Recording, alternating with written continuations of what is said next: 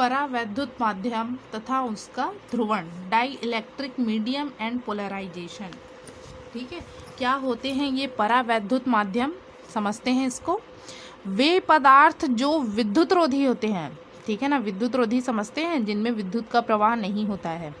वे पदार्थ जो विद्युत रोधी होते हैं तथा विद्युत क्षेत्र में रखे जाने पर ध्रुवित हो जाते हैं, ठीक है ना, तथा विद्युत क्षेत्र में रखे जाने पर ध्रुवित मतलब समझते हैं ना, ध्रुव में कितना आवेश रहेगा, 2 आवेश, प्लस क्यू और माइनस क्यू, ध्रुवित हो जाते हैं, अर्थात विद्युत प्रभाव का प्रदर्शन करते हैं। ठीक है ना, प्लस क्यू और माइनस क्यू आवेश आ गया, मतलब क्या हो गए, विद्युत प्रभाव का प्रदर्शन करने लगे। ऐसे पदार्थ को क्या कहते हैं, परावैद्युत पदार्थ कहलाते हैं, जो क्या होते हैं, विद्युत रोधी तो होते हैं परंतु विद्युत क्षेत्र की उपस्थिति में ध्रुवित हो जाते हैं, अर्थात विद्युत प्रभाव का प्रदर्शन करते हैं, परावैद्युत पदार्थ कहलाते हैं। ऐसे कौन कौन से पदार्थ हैं, माइका, अभ्रक, कांच, कागज, प्लास्टिक आदि हैं। ठीक है ना, ये 2 प्रकार के होते हैं परावैद्युत पदार्थ। कितने प्रकार के होते हैं, 2 प्रकार के, ध्रुवीय परावैद्युत और अध्रुवीय परावैद्युत। तो क्या होता है ध्रुवीय परावैद्युत, ये समझते हैं, ये बहुत ही इजी टॉपिक है। यदि किसी परावैद्युत के अणुओं के धनावेशों और ऋणावेशों के केंद्र संपाती न हो तो इस प्रकार के परावैद्युत को ध्रुवीय परावैद्युत कहते हैं।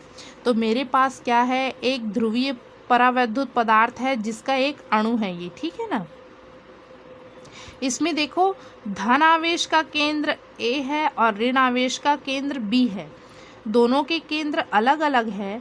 ये एक प्रकार से ध्रुव का निर्माण कर रहे हैं, प्लस और माइनस, इसलिए इनको ध्रुवीय परावैद्युत कहते हैं। क्या कहते हैं, ध्रुवीय परावैद्युत, जिसमें धनावेश और ऋणावेश के केंद्र संपाती नहीं होते हैं। ठीक है ना, ऐसा गुण कौन प्रदर्शित करता है, H2O, HCl, ठीक है ना। तो ये ध्रुवीय परावैद्युत हो गया। अध्रुवीय में क्या होगा, इसका अपोजिट होगा भाई। तो यदि किसी परावैद्युत के अणुओं के धनावेशों एवं ऋणावेशों के केंद्र संपाती होंगे तो इस प्रकार के परावैद्युत को अध्रुवीय परावैद्युत कहते हैं। एग्जाम्पल है इसमें hydrogen H2, oxygen O2, carbon dioxide CO2। देखो इसका डायग्राम, इसमें धनावेश का केंद्र और ऋणावेश का केंद्र एक ही है। ध्रुव की भांति दिख रहा है क्या जी, ध्रुव मतलब प्लस क्यू आवेश और माइनस, प्लस और माइनस अलग अलग दिखना चाहिए। इसमें दिख रहा है क्या, इसमें तो एक ही में आ गया, इसलिए इसको क्या कहते हैं, अध्रुवीय परावैद्युत पदार्थ। ठीक है ना, इसका ध्रुवण कैसे होगा, ठीक है, ये भी ध्रुवित होना चाहिए और जो दिया गया ध्रुवीय परावैद्युत है वो भी ध्रुवित करना है उसको। तो कैसे करेंगे, देखते हैं। परावैद्युत माध्यम का ध्रुवण, पोलराइजेशन ऑफ डाइइलेक्ट्रिक मीडियम। परावैद्युत पदार्थ वैद्युत उदासीन होते हैं, ठीक है ना।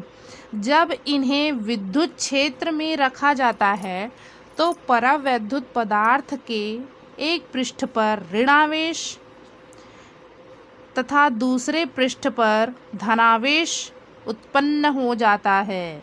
इस घटना को परावैद्युत का ध्रुवण कहते हैं। ठीक है ना, कोई परावैद्युत पदार्थ है, इसको हमने क्या रखा, विद्युत क्षेत्र में, तो एक ओर क्या हो जाएगा, ऋणावेश, और दूसरी ओर क्या हो जाएगा, धनावेश उत्पन्न हो जाता है। इस घटना को क्या कहते हैं, परावैद्युत ध्रुवण।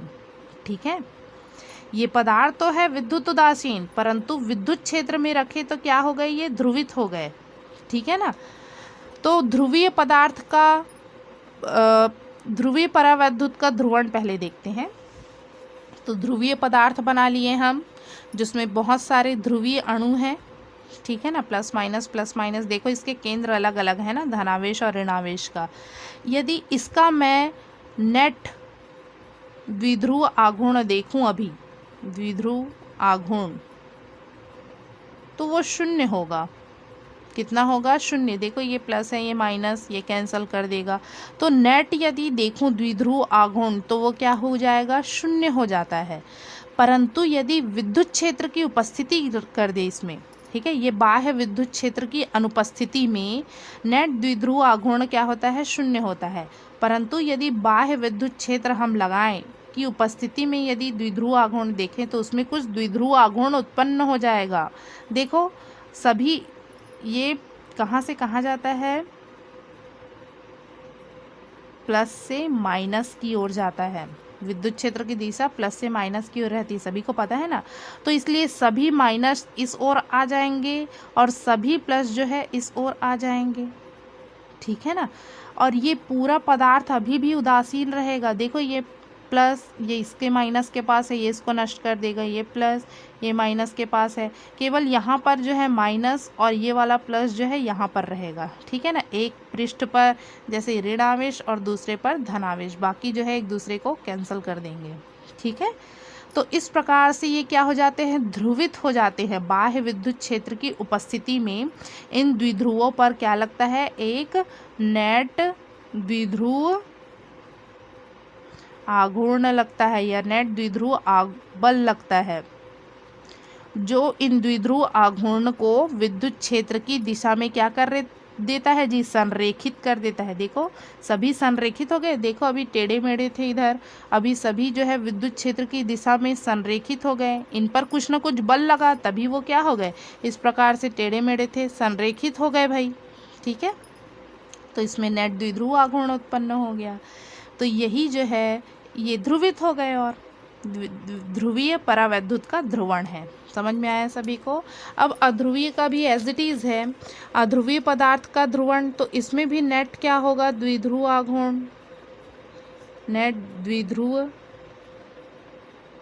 आघूर्ण शून्य होगा। तो अंतर क्या है इसमें, देखो इसमें नेट सभी अणुओं का देखें तो शून्य है, परंतु देखो द्विध्रुव वाले में, ध्रुवीय वाले में एक अणु का यदि देखें, एक अणु का द्विध्रुव आघूर्ण,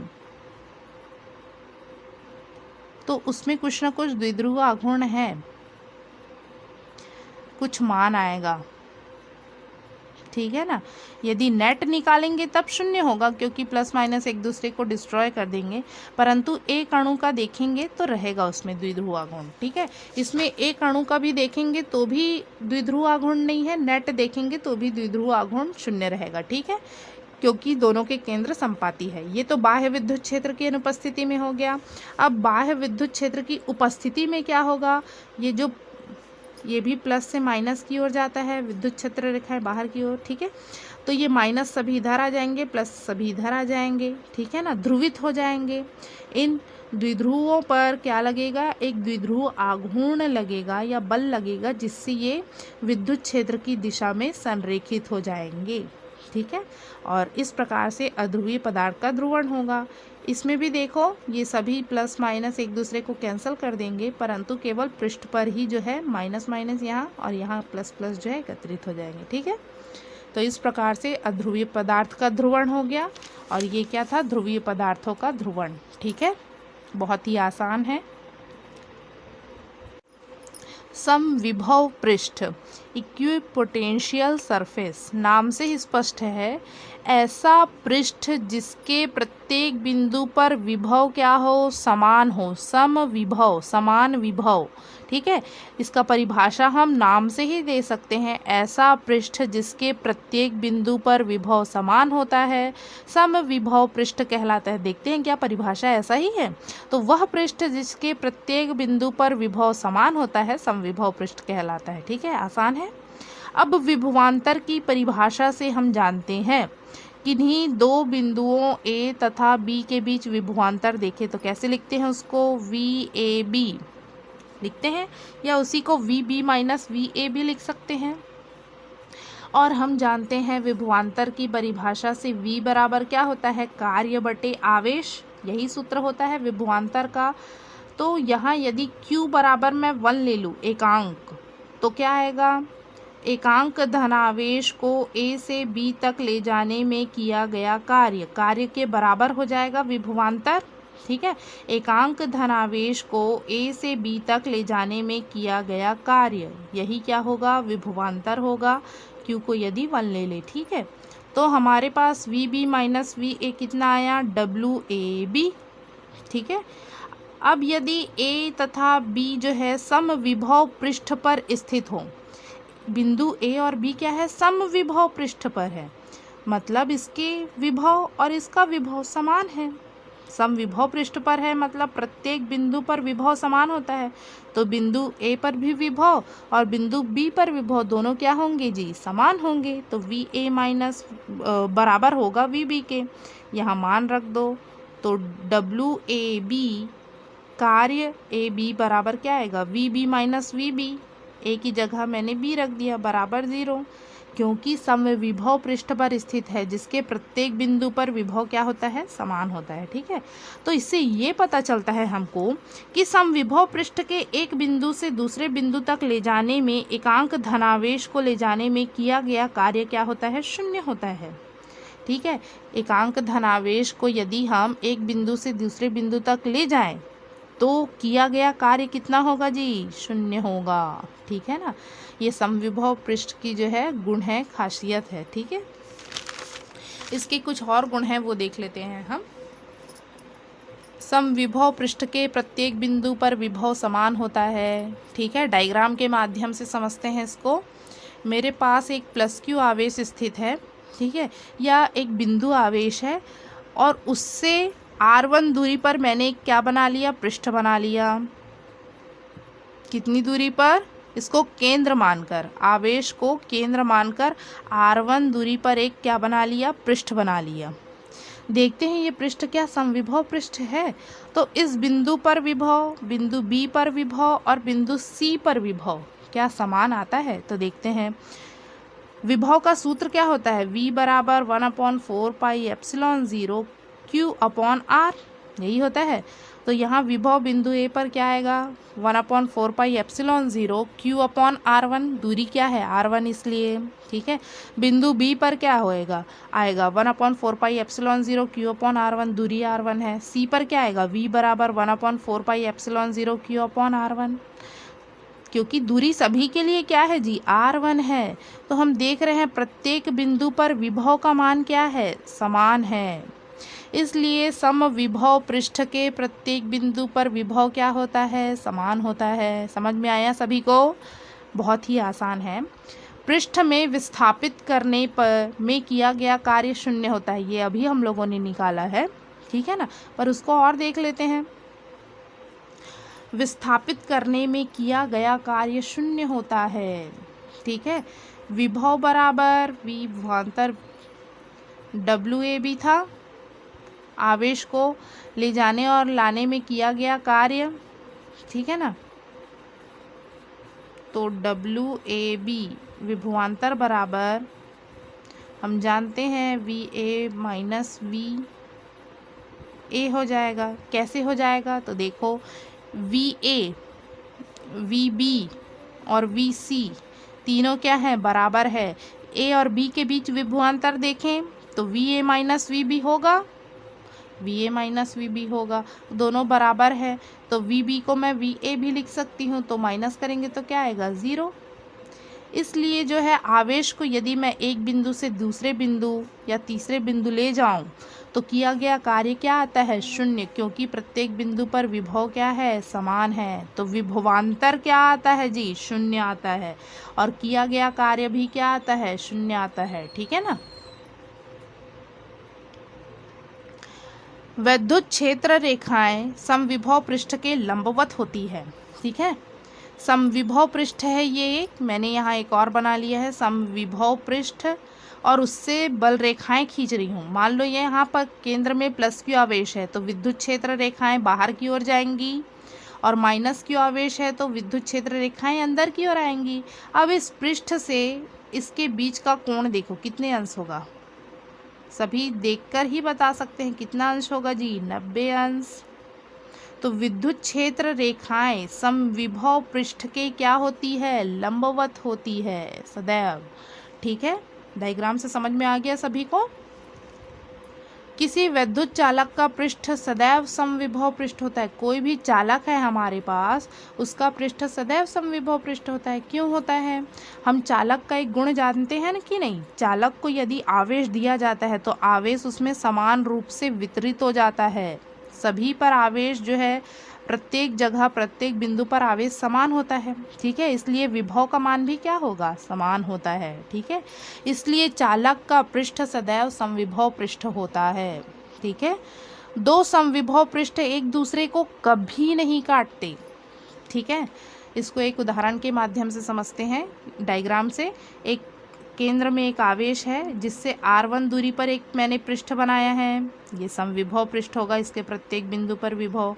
r2 दूरी पर एक पृष्ठ बनाया है, इसके भी प्रत्येक बिंदु पर विभव समान होगा। r3 दूरी पर एक पृष्ठ बनाया है जिसके प्रत्येक बिंदु पर विभव समान होगा। मैं बोलूं कि यदि r1 का गोला, त्रिज्या का गोला और r2 एक दूसरे को काट रहे हैं, ये r1 का गोला का भाग है या r2 का, तो क्या ये संभव है? तब तो वो समविभव पृष्ठ ही नहीं रहेंगे।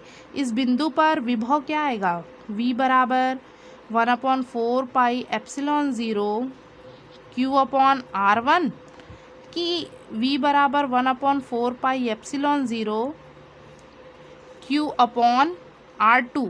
क्या लिखूं मैं? r1 लिखूं इस दूरी को कि r2 लिखूं? तो ऐसा संभव ही नहीं है।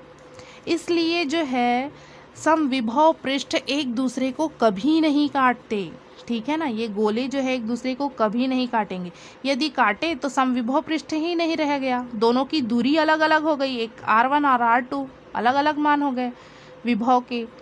तो विभव का मान तो अलग अलग नहीं होता, समविभव में एक समान होता है। इसीलिए जो ये समविभव पृष्ठ है एक दूसरे को कभी नहीं काटते। ठीक है, और हमेशा एक सकेंद्री गोले का निर्माण करते हैं। सभी का केंद्र देखो समान है कि नहीं, संकेंद्री गोले का। ठीक है, समविभव पृष्ठ किसका निर्माण करते हैं? संकेंद्री गोले का। तो सभी को सभी गुण जो है समझ में आ गया होगा। प्रत्येक बिंदु पर विभव समान होता है, कार्य शून्य होता है, विद्युत क्षेत्र रेखाएं पृष्ठ के लंबवत होती हैं और चालक सदैव समविभव पृष्ठ होता है और समविभव पृष्ठ एक दूसरे को कभी नहीं काटते हैं। ठीक है।